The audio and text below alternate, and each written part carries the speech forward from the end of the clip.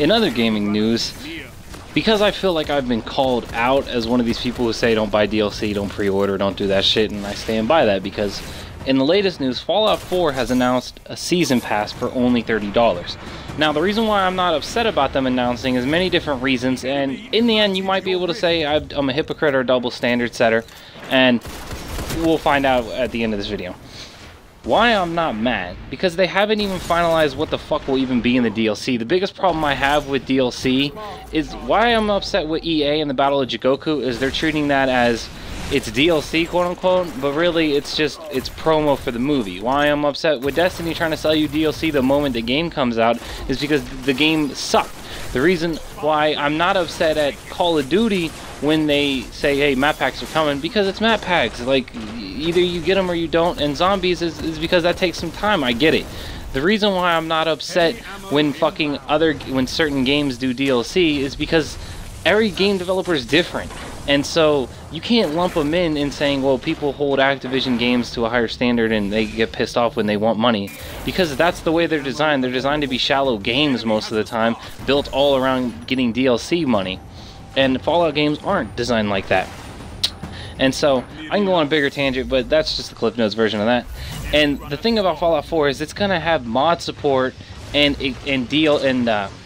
patches and updates and stuff like that from the game developers. So it's going to be getting gangbanged from content because it's going to be updated, and who knows what else Bethesda will do to keep the game good and alive and stuff and selling more copies. Because for them, the money is not in DLC, the money for them is in game copies, because this is going to be one of those games that it's going to sell based on word of mouth alone. It doesn't need to sell based on how many people are on at one time, because it's just going to sell because it's a 10 out of 10 or a 9 out of 10 game, which Destiny couldn't do, which Call of Duty can't do. You know, these games can't sell because they're a 10 out of 10 game.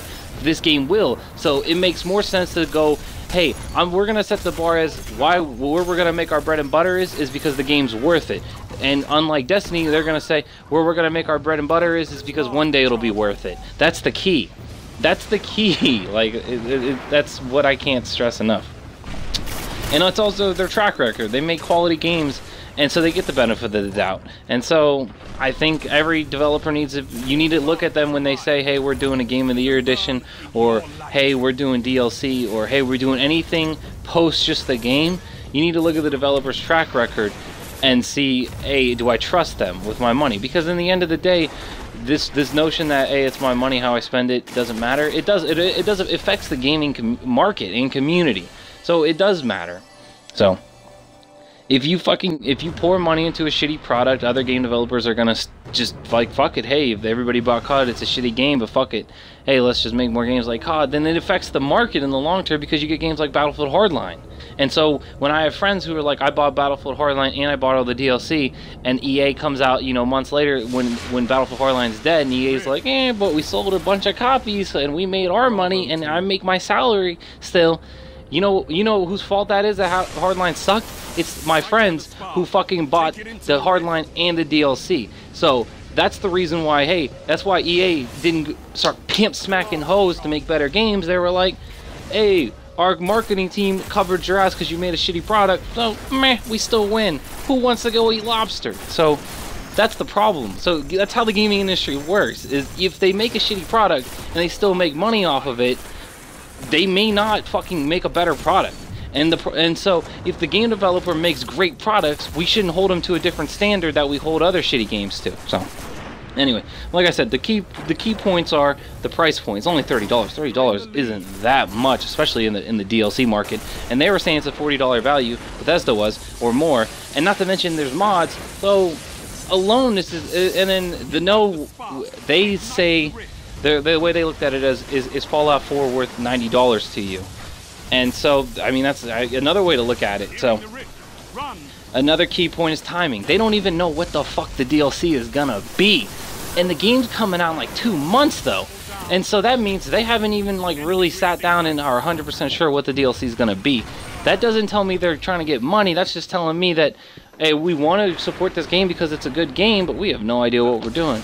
That means they're not doing it for the money per se. They're doing it for the money, but you know, they're not doing it as the goal of the DLCs to get more money. The goal of the DLCs is like, hey, if the fans like it, they're gonna want to play more, and fuck it, we want to give them more.